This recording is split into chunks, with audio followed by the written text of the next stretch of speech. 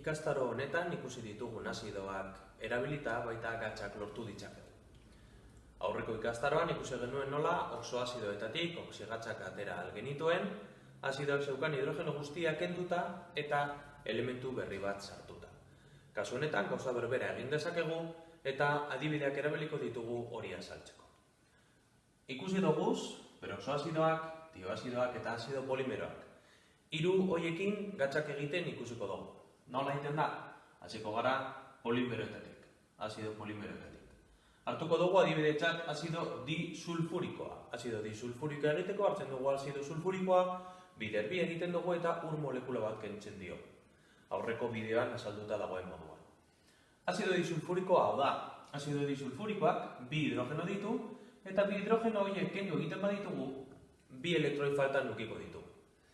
Honek topatu egiten badu elektroiak ematen dituen elementu bat, adibidez sodioaren kasuan elektroi bakarra eman alduenez, bi sodio beharko genituzke honek dituen elektroi beharrak asetzeko.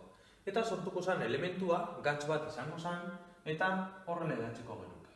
Bi sodio, bi azufre, 7 oxigeno.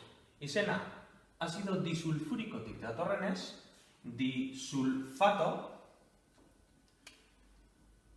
iko ato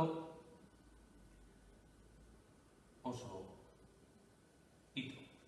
Gogoratu, aurreko ikastaroan azaldu genuenean nola egiten diren gatzak. Orduan disulfato sodikoa edukiko genuke.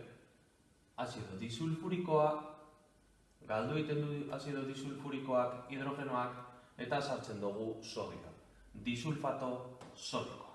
Iko ato bihurtzen da.